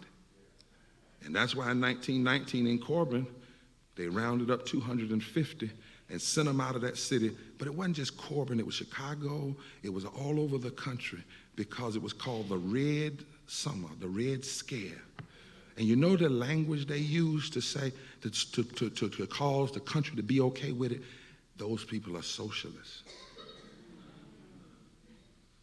They're socialists, see? And by some folks' definition of socialist, I was speaking the other day to a group, and I said, you know, Jesus never charged a leper a copay for healing. Jesus always fed the hungry. So I said, now, by the definition of the extremists, Jesus was a socialist. Now, I didn't say that. Jesus to me is a Jesus. Jesus is a Savior. Jesus is a Messiah. But by their logic, anybody that helps anybody is a socialist. And we know. But now the question is, what are we going to do? And this campaign says, in the midst of this, we must do more. Now, where did I get this from? Did I get this out of the sky? Is this no, it's as old as this nation. In 1852, the Supreme Court forced a guy on the Supreme Court named Taney. He should have never been on the Supreme Court. He got on the Supreme Court, and he became Chief Justice, and he led the way for the Dred Scott decision that said a black man had no rights that a white man ever had to pay any attention to. 3 months after that decision, the day of that decision, people were going around saying, it's over, abolition is over, there's nothing we can do. And 3 months later, they asked Frederick Douglass to speak. What do you have to say, Mr. Douglass? What do you have to say?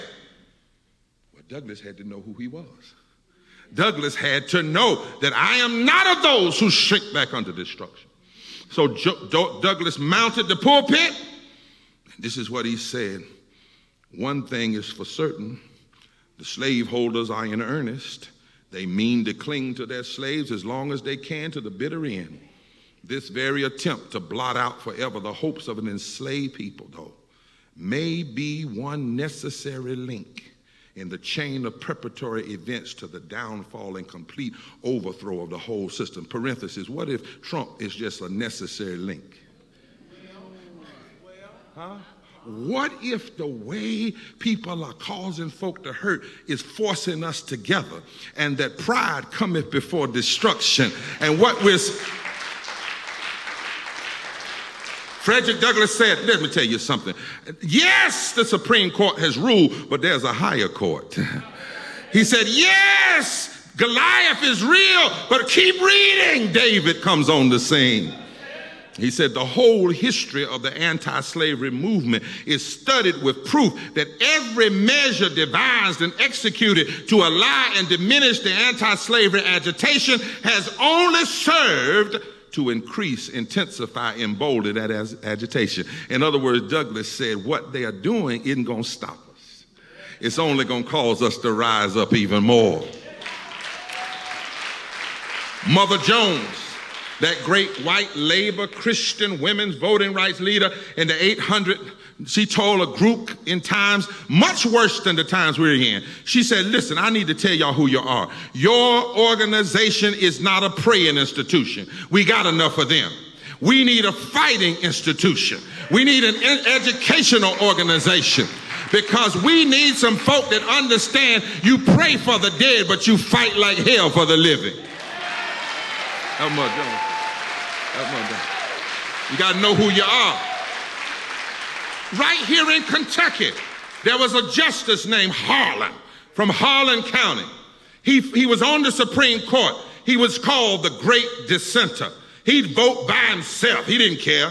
If he was right, he'd stand up by himself. He was the lone vote to stop the overturn of the 1875 Civil Rights Act. He was the only justice from Kentucky that voted no in Plessy versus Ferguson.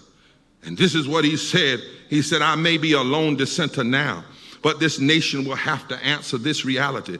In respect of civil rights, all citizens are equal before the law. The humblest is the peer of the most powerful. The law regards man as man and takes no account of his surroundings or his color. And because Harlan didn't shrink, Thurgood Marshall was able to pick up his dissent and write what overturned.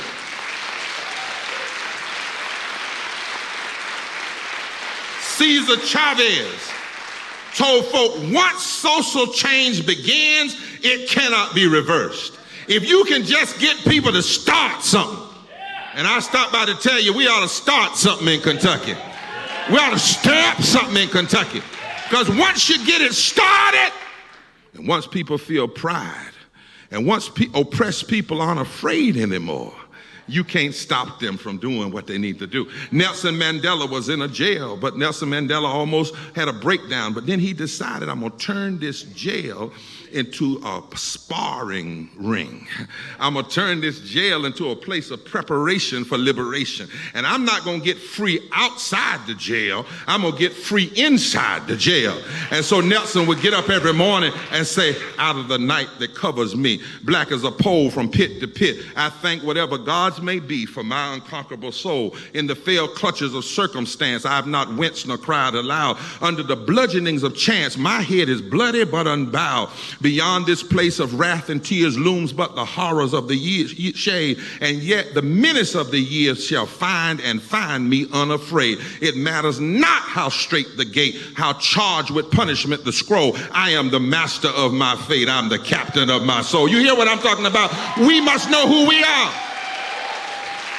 And I need Kentucky. We got to have Kentucky.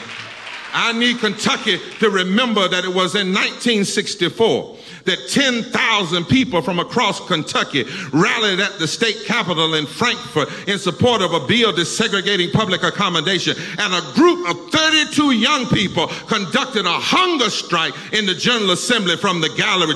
Well, I know who you are, Kentucky. Yeah, I know who you are. This is the home of Georgia Davis Powers. I know who you are. This is the home of Lyman T. Johnson, best known as the plaintiff who's opened the University of Kentucky. I know who you are now. I know who Kentucky is. This is the home of Suzanne Kling Post, and this is the home of Julian Bond, and this is the home of Tom Moffitt with the Kentucky Alliance Against Racist and Political Oppression. I know who you are. And this is the home of Ann Braden that said you don't just need black folk talking about racism, you need white folk talking about racism. I know who you are. I know who you are. And because that's in your DNA, every attack on immigrants, every regressive policy, every denial of health care, every voter suppression, every hurt to working people should only cause the people in Kentucky to intensify, increase, and embolden your agitation. Ask your neighbor, do you know who we are? You don't come from the people who quit and shrink back. Oh no, you come from the folk that stand up. It's in your DNA. It's a part of the Holy Ghost that's inside of you. And we need Kentucky to rise up now. Rise up for voting rights. Rise up for living wages. Rise up and fight poverty. Rise up for housing. Rise up for health care.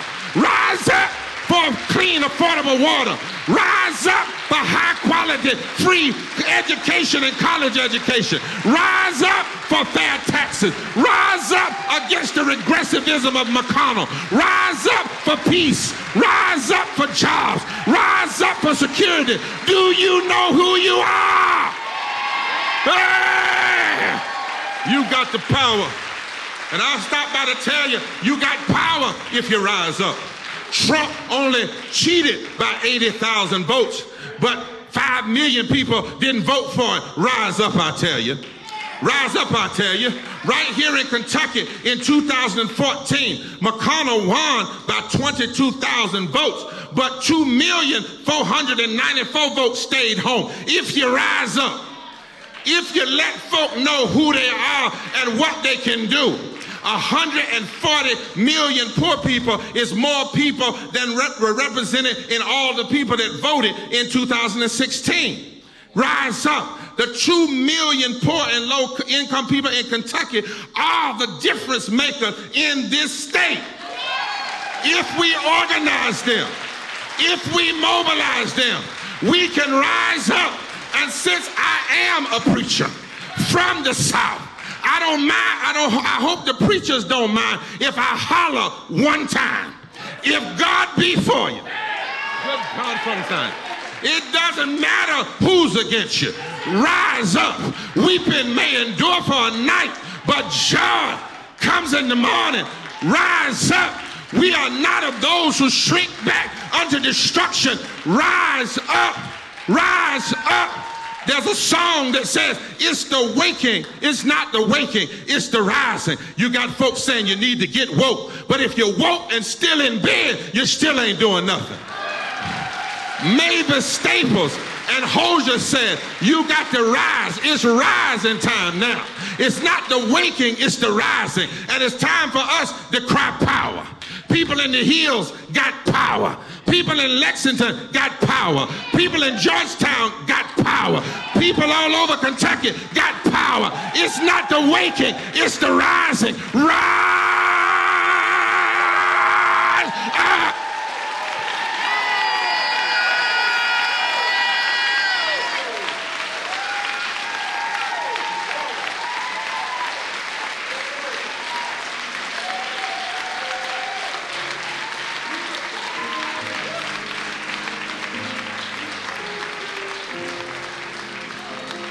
Before you leave, grab somebody by the hand.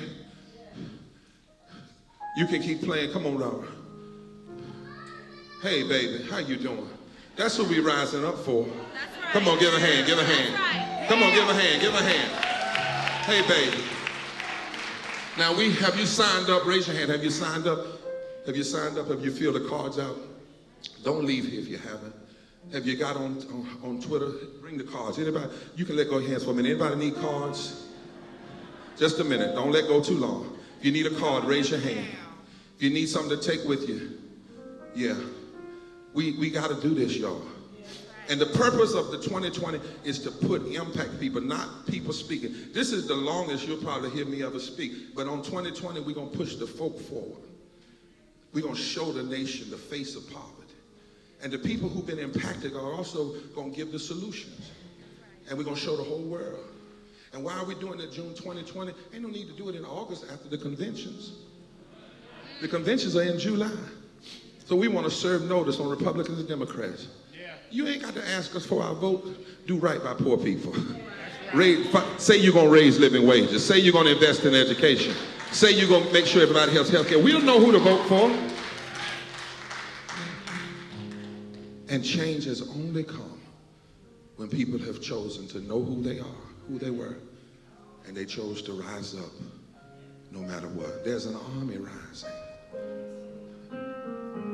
Look at it. It's all over this country. We were in Louisiana. There's an army down there rising.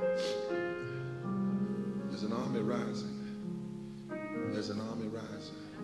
People have faced worse before. And there's an army rising, and we're not going to be together just through 2020, even though we're going to be together in 2020. And we're going to have an impact in 2020. Yeah. But we're going to have an impact in 2020 that's so loud, we ain't going to never be ignored again.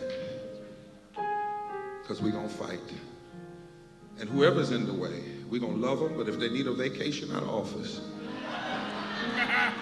we're going to love them enough to send them home and let them think about themselves. Yeah. You know, they used to put you in the corner and say, go over there and think about yourself. That's right. We got, you know, but it's time. Come here, baby. Help her up here. Come here, baby. Come here. Let her come here. Don't let her trip. Amen. Come here. It's time to, come on, Yara. Hey, give me a hand. Give me a hand. There you go. Come on in the middle, Yara. There's an army rising up to break every chain, break every chain, break every chain. I want you to sing that with her, break every chain, and then stay here for 3 minutes so that the state leaders can dismiss us properly. Love you, Kentucky. All the preachers, wave your hand. Love you, preachers. Love you. We're going on now to the next state. And we'll see you in D.C. Every city, we need a bus. Every county, we need a bus. Every organization, we need a bus. And bring the babies with you. Because we're fighting for their world too. That's really what we're fighting for. Amen. If you fought before, suit up one more time. If you're living off other people's sacrifice, it's time for you to pay your dues. If you're young, suit up for the first time. Because God has us alive in this moment. Because God knows He can count on us not to shrink, but to persevere until the salvation of the soul. God bless you. Love you, Kentucky.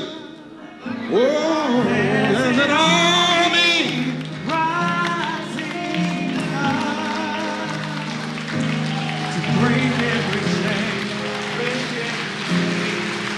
Thank you, Georgetown.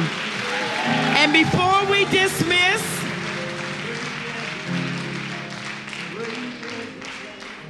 I don't know where Divine Karama went, but he was going to give us spoken word, but I don't see him right now. So what we want you all to know is that we totally appreciate you all letting us come to Georgetown College. And I don't know if we gave proper thanks to Miss Robbie Barber.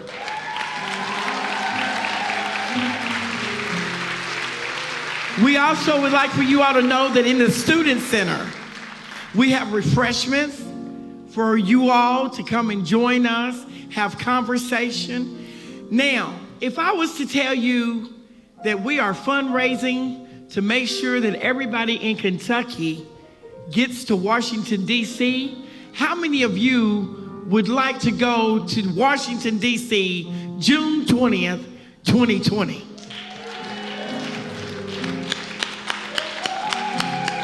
Thank you. I hope you put something in your toolkit that you heard tonight from the speakers as well as Dr. Barber. And I promised somebody I'd do this. Hey, Reverend Liz, we miss you. Thank you all for coming. I just need y'all to do one thing for me. Are y'all ready? 20, 20, 20, 20, 20, 20, 20, 20, 20, 20, 20, 20, 20. Maestro. 20, 20, 20, 20. I can't hear you. 20, 20, 20, 20, 20. 2020. All right, good night from the coordinating committee, the planning team in Georgetown. We'll see you again. Thank you from the Kentucky Poor People's Campaign.